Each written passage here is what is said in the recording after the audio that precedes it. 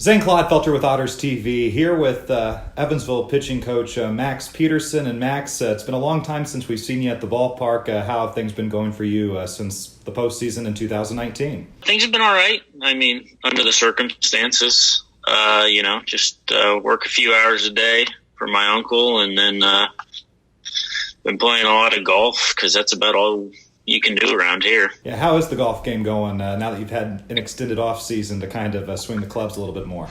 It's getting a little better, which is a good thing, but at the same time, it's a bad thing because I have more time on my hands because of the postponement of the season. Right. So, in the springtime, it seemed like there was a growing sentiment that, sports might be in jeopardy. When did you kind of get the feel that not only sports might be impacted, but the Evansville Otters season in 2020 might be impacted? Arizona, we shut down, and we're still kind of shut down right now. Gyms aren't open still, stuff like that. But I kind of got it when I still have friends that play and are on 40-man rosters, and when they got sent home was kind of the first time that I'm like, okay, this is definitely going to impact us. Just because, they're the MLB, they have all the money in the world. They have the resources that, a lot of people don't. And if they're doing that, there's got to be a reason for it. So that's kind of when I knew. I was like, I could see, things changing this year. Now, in terms of communications with players, did you talk with your pitchers at any to try to keep them updated the best you can, knowing that it was such a moving situation? It was kind of hard to get a grasp of what the actual situation was. Yeah, I talked to Andy daily about it and stuff like that, and some pitchers would reach out to me more than others. Kind of ask me what's going on, and as a one of their coaches, it's weird to say, well, I really don't have an answer for you. I'm in the same, we were in the same boat they were, as I think everybody was, all the way up to the league office, just because they had no idea what was going to happen. Kind of an unprecedented time and, what we're dealing with. So no one really knew. So they would text me or call me and ask me what's going on. And I'd just say, I'll update you when I know, but right now I just don't know anything. Yeah, since you joined the staff and became a part of the franchise, it seems like the Otters have been the model of consistency, on the field, consistently winning 50-plus games, consistently making the postseason and being a threat to take the title. How disappointing is it that, you're in the midst of a run with a core nucleus of guys, both, pitching and in the field, and then have, this run kind of interrupted with a lost season? Yeah, we were excited about, I was definitely excited about the arms I had coming in, and, some of the bats that Andy had coming in and Bobby, but some things are bigger than baseball, and that's kind of how I've looked at it this whole time is, it's, if we have to stop play for, a year, to keep people healthy and keep people, doing their daily stuff, it's worth it, in my opinion. But yeah, I was excited about the arms we had coming in, and, I don't know what's going to happen, if they're going to continue to play next year, if they're going to, find a real job. I don't know what's going to happen. So those are conversations that we're going to have. We're going to have with them going into next year. Everybody gets a year older, so that changes things, but hopefully most of them will come back. When do you start to have those conversations? Is that something you're starting right now, or is that something that waits maybe till September, October like normal, once the season would normally be over? I think it's going to wait a little bit just because of, it's not the most pressing issue right now. And, I know some guys really don't have any idea if they're going to do it.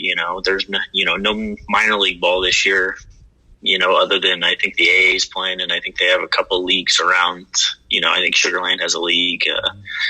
Somerset's playing some games. So there's places where people can get some innings. I just don't know if anybody knows really if they're going to play next year. Or, some guys are getting a little older. Some guys are a little banged up. Things change. So, I would probably say, September, October, and, go from there. last month we chatted with Jeff Gardner in a similar type interview as we're doing with you here right now. And I want to get your perspective because, like him, you have experience or had experience in affiliated baseball, ended up playing in the Frontier League. He mentioned how the changing dynamics in baseball as a whole, I'm talking MLB trying to, I guess, eliminate some of those MILB teams and basically each team getting rid of 1 to 2 farm teams per franchise. Jeff was under the assumption that it might be beneficial down the road for Frontier League teams like the Otters and then just independent baseball in general because there's going to be more of a talent pool out there. Would you agree with that? Yeah, I mean, I definitely see his point on there, especially, seeing the guys that have been released this year by, minor league baseball, and affiliated teams. This year probably was a little more because I think they knew that they weren't going to play. Mm-hmm. So I think they released a little more than they normally would.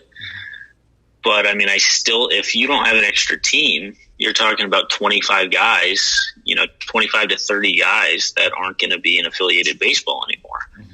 So now you're talking about more talent, more guys. I think the crop of players, talent in the league will definitely go up from that. And I think it gives independent baseball makes it more valuable,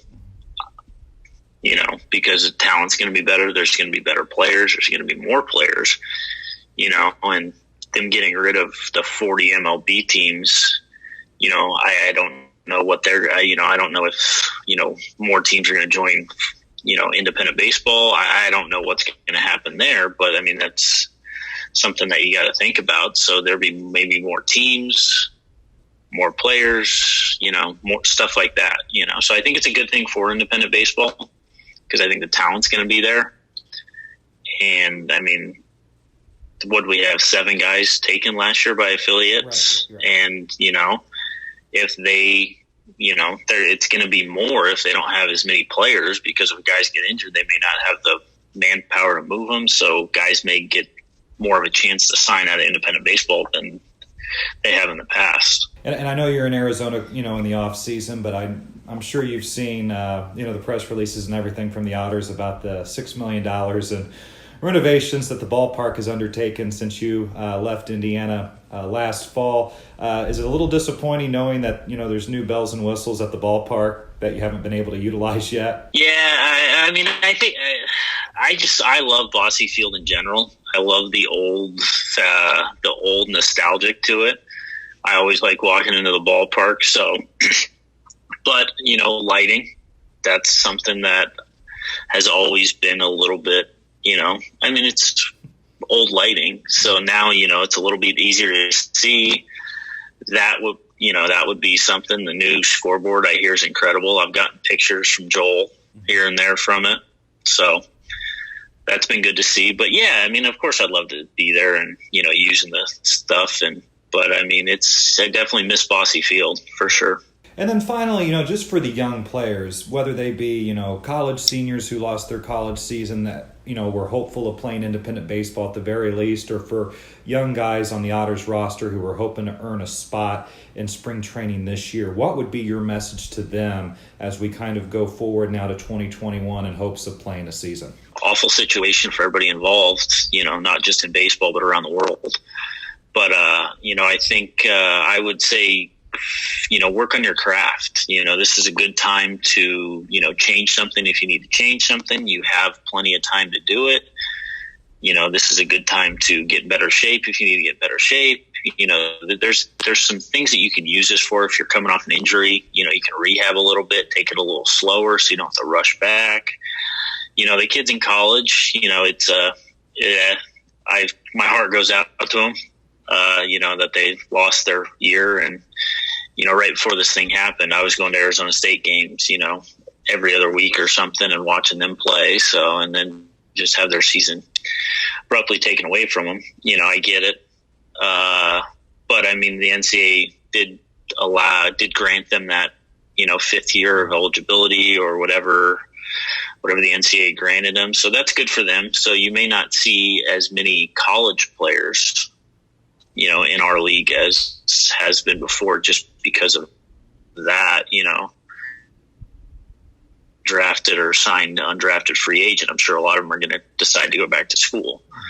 So, I think there's going to be a lot of talent coming out of college next year, because you're going to have those guys those seniors that went back to school for the fifth year, and the regular seniors. Right. So that's what I would say. I would say just find a way to get, to work on your craft. And I know obviously getting innings right now is really hard, just because of the social distancing. Yeah. Throwing's a little tougher just because of, the guidelines that are put in place. But, give it some time, obviously let this thing die down, or hopefully die down, and we can get back to somewhat normal life, and they can start throwing and getting off the mound and stuff like that. I know a lot of them are continuing to throw and doing that, which is a good thing because it allows you to work on what you're trying to work on. But it's a weird time, but I think if you use it the right way, it could be a good thing for a lot of these younger guys. I don't blame you for trying to go to Arizona State games. Former Indiana coach Tracy Smith obviously still down there, and they were supposed to be a top 10 team in all of Division I baseball. Yeah, they were pretty good. The games that I went to, Michael Early, who played in the Frontier League for a couple of years, or 1 or 2 years, I know him pretty well. So we continue to talk here and there, and so I thought they were going to be really good and have a chance to go to Omaha. So. It's a little disappointing for them. And it wouldn't have been Tracy Smith's first trip to Omaha, obviously going with Indiana U, about 6-7 years ago. So, yeah. Max, obviously it was great catching up with you. Continued health, and hopefully, fingers crossed, we will see you 2021 at Bosse Field when the world and baseball gets back to normal. Absolutely. Thanks, Zane. It was a pleasure. No problem. He's Max Peterson. I'm Zane Clodfelter. This has been Otters TV.